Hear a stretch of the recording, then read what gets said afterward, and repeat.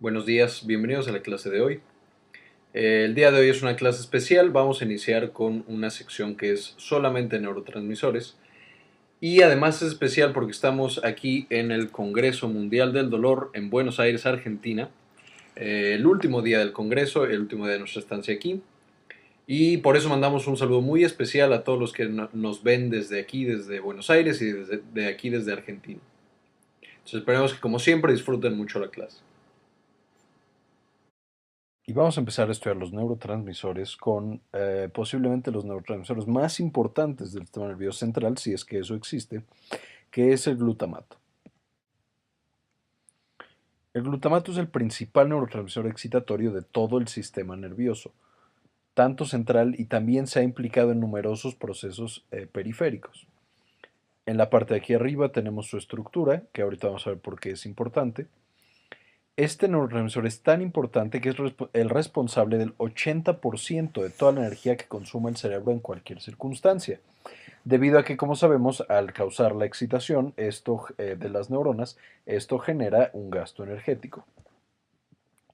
Este neurotransmisor también es un importante mediador del metabolismo de la glucosa, del metabolismo de numerosos aminoácidos y en la producción de antioxidantes, como el glutatión. El glutatión deriva en parte del glutamato. Además de todo esto, va a dar lugar a través de ciertos procesos químicos al principal neurotransmisor, esta vez inhibitorio del sistema central, que este es el ácido gamma aminobutírico o GABA, que vamos a ver en una clase separada. Y el glutamato va a participar de manera muy importante en el sistema motor, el sistema sensitivo, el emocional, el cognitivo, la memoria, entre otros muchos. Nada que va a tener una relevancia muy importante cuando veamos el sistema nervioso central. Ahora, ¿de dónde nosotros vamos a formar este glutamato? Como ya dijimos, esta es la estructura del glutamato, que va a tener dos componentes importantes. El primero va a tener un esqueleto de carbono, y además del esqueleto de carbono, que va a ser de 5 carbonos, vamos a tener también un grupo amino. Entonces el esqueleto de carbono lo vamos a obtener en principio del esqueleto de la glucosa. O sea, para nosotros formar glutamato vamos a requerir del consumo de glucosa a través de la glucólisis, luego el ciclo de Krebs hasta formar una sustancia llamada alfa-cetoglutarato. Esto es importante porque implica que para formar glutamato vamos a estar gastando energía, o sea, vamos a estar consumiendo moléculas energéticas para producir este neurotransmisor. Esto es especialmente importante, por ejemplo, en situaciones en las que estamos en privación de energía.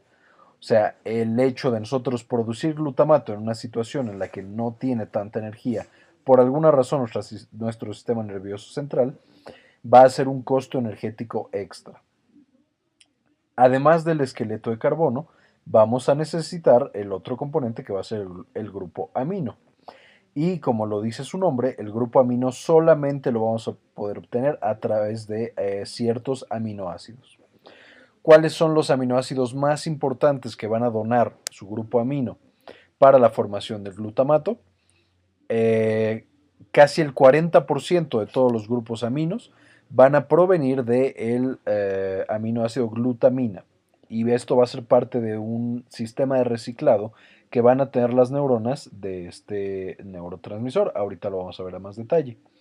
Otros aminoácidos también pueden donar su grupo amino, entre ellos el más importante es el aspartato, aunque también algunos otros. Pero básicamente lo que necesitamos es que a nuestro cerebro le lleguen dos cosas, glucosa y aminoácidos. De la glucosa va a obtener el esqueleto de carbono y de los aminoácidos va a tener a través de una transaminación, va a pasarle el grupo amino al esqueleto de carbono y ya vamos a tener el glutamato listo para funcionar como neurotransmisor. Ahora, este glutamato, al ser un neurotransmisor, ¿qué es lo que necesitamos que suceda? Vamos a acumularlo en vesículas, estas van a ser vesículas sinápticas, entonces ahí va a haber una gran concentración de glutamato, y cuando nosotros activamos a nuestra neurona, esta neurona va a sufrir el proceso de despolarización.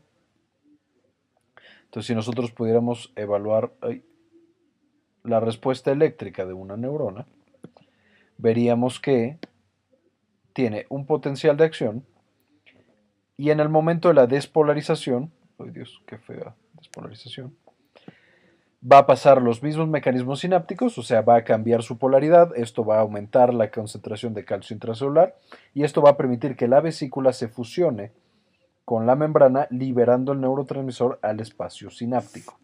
Este mecanismo va a ser común para todos los neurotransmisores que nosotros vayamos a estudiar.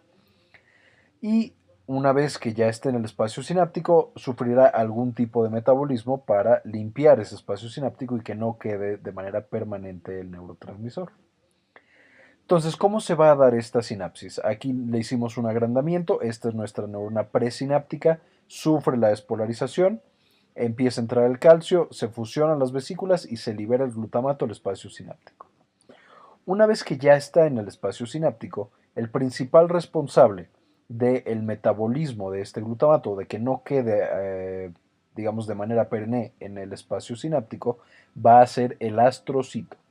El astrocito va a tener un cotransportador de sodio glutamato. O sea, va a aprovechar el gradiente del sodio, que acuérdense que afuera de las células hay mucho sodio, entonces todo el tiempo quiere entrar dentro de la célula, y entonces va a utilizar unos transportadores llamados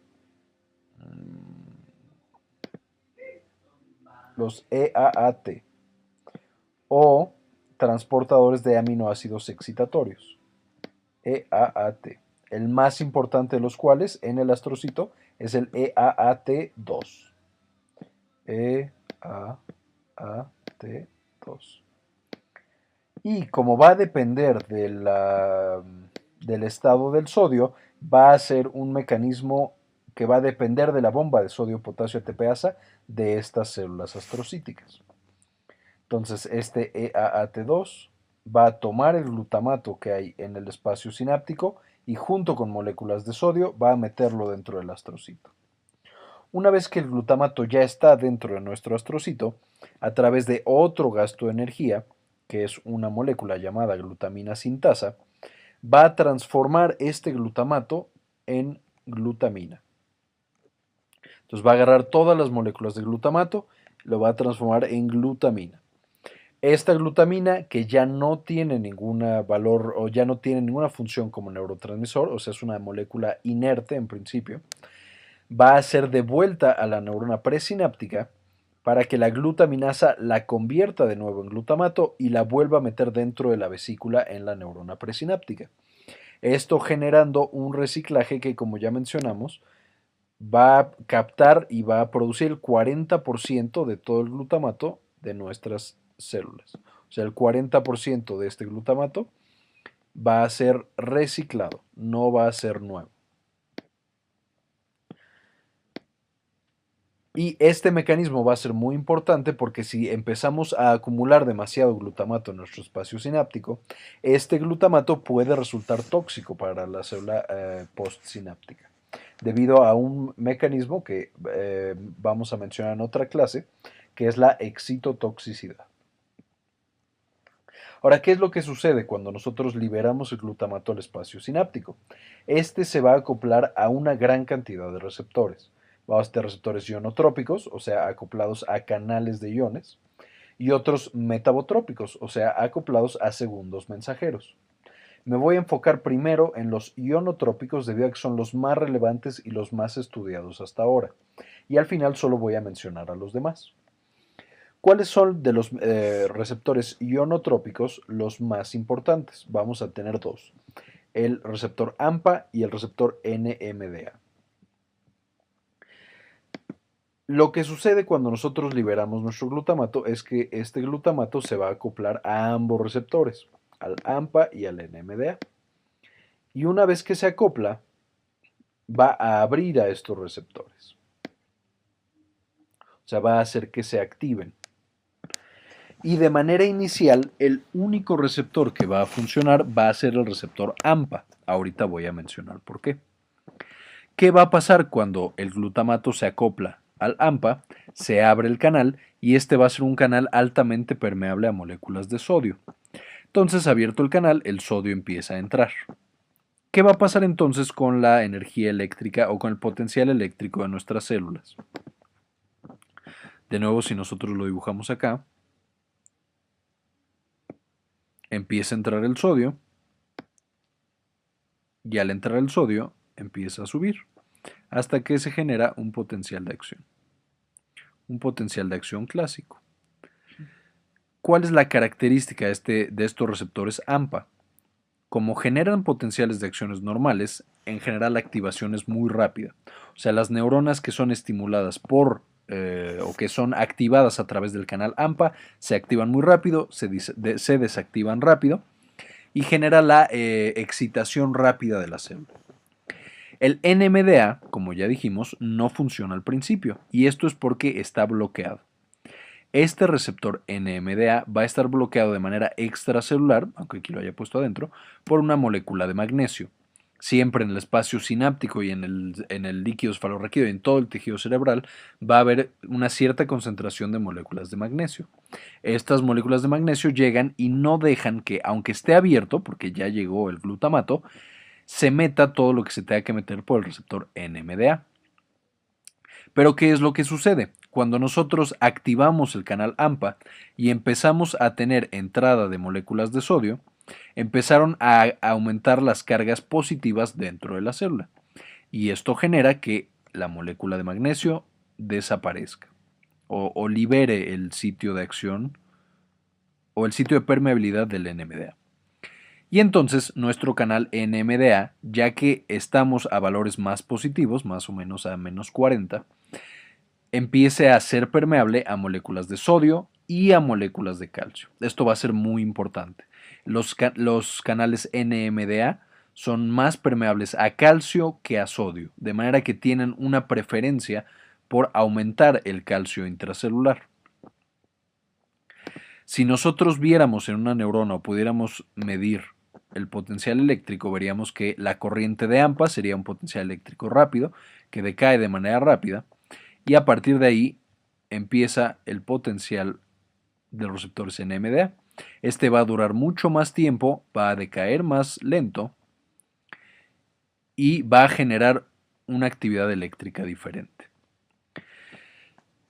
¿Cuál va a ser la parte importante de los canales NMDA? Mientras que los AMPA son solamente la activación rápida y que decae rápido de la neurona, los canales NMDA o los receptores NMDA van a generar una activación prolongada y van a estar muy implicados en un proceso llamado potenciación a largo plazo, o LTP por sus siglas en inglés, Long Term Potentiation. LTP. Este proceso de LTP mantiene a nuestra célula postsináptica activa más tiempo y además de que la mantiene activa más tiempo, va a generar cambios que van a fortalecer esa sinapsis. ¿Cómo van a ser estos cambios? Una vez que nosotros pudimos meter el calcio y aumentar la concentración intracelular de calcio, el calcio se va a acoplar a varios mediadores y a varios segundos mensajeros. Los más importantes van a ser la calmodulina, la proteincinasa C, la proteincinasa A, etc. Y de ahí varios de estos mediadores van incluso a llegar al núcleo y van a hacer que el núcleo empiece a expresar o empiece a producir más proteínas, más factores tróficos, factores de crecimiento neuronal, etc.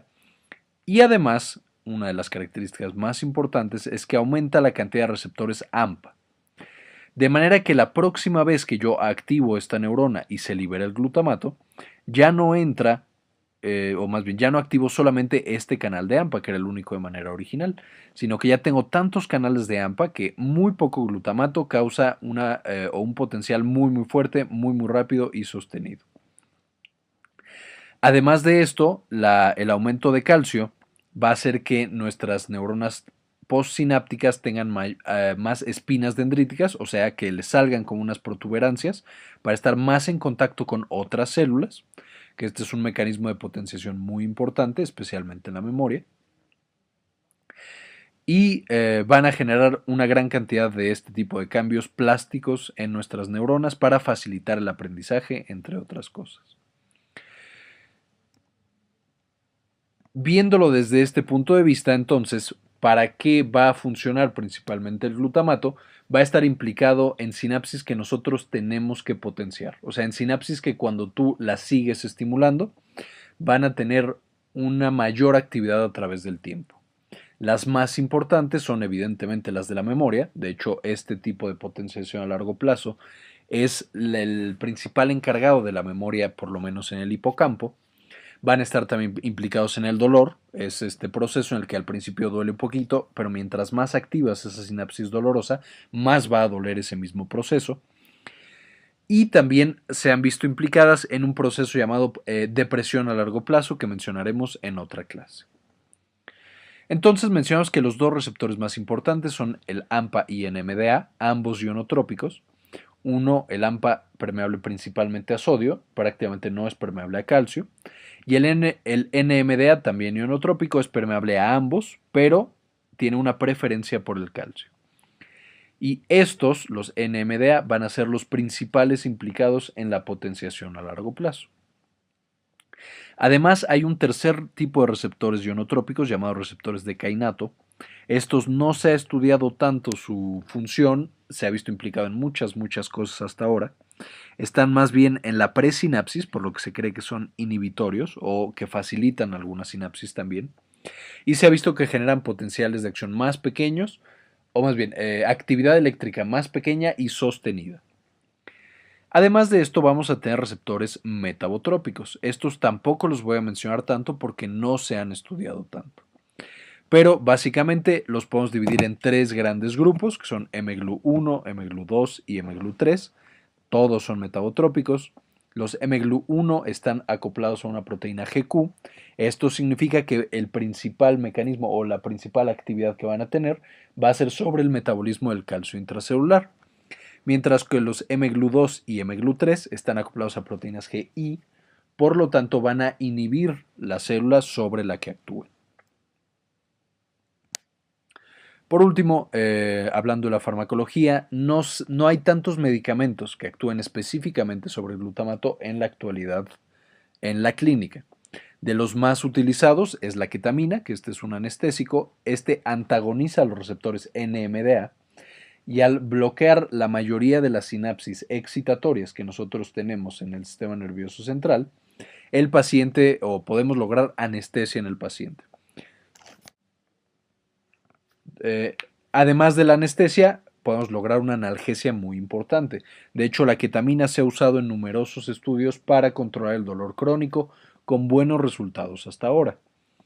Genera también alucinaciones y genera también despersonalización. Es esta sensación que tienen las personas de no ser ellos mismos o estar fuera de su cuerpo. Otras de los fármacos utilizados son la amantadina y la memantina. Curiosamente, la amantadina se empezó a utilizar más bien como un antiviral contra el virus de la influenza. Sin embargo, ha demostrado propiedades en contra del receptor NMDA. O sea, estos dos también son antagonistas NMDA. Estos se utilizan principalmente la memantina en la enfermedad por Alzheimer. ¿Por qué? Lo que estamos tratando de hacer es que no haya demasiado glutamato en nuestras sinapsis para tratar de protegerlas y que no se mueran esas sinapsis por el proceso de excitotoxicidad. Otro de los medicamentos que se utilizan, que bueno, de hecho no se utiliza en la clínica, sino que es una droga de abuso, es la fenilciclidina, que está, como ya les mencioné, lo que causa son alucinaciones, despersonalización, etc. Y un medicamento nuevo que apenas se están probando son las famosas ampaquinas. Las ampaquinas se han usado para tratar tanto el dolor como la memoria, y al parecer lo que sucede es que a ciertas concentraciones del fármaco, estas agonizan al receptor AMPA, por lo que potencian la memoria y hacen que el paciente aprenda más rápido, se usan en las demencias, y a otras dosis pueden causar una inhibición del receptor AMPA. Y entonces se utiliza para el dolor. Se ha logrado disminuir el dolor en algunos estudios, principalmente en pacientes, no en pacientes, pero en ratas ratas viejas.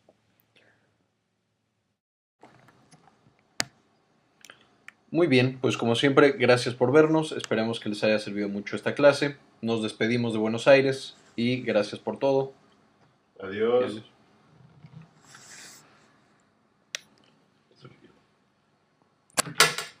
Ay, qué pedo.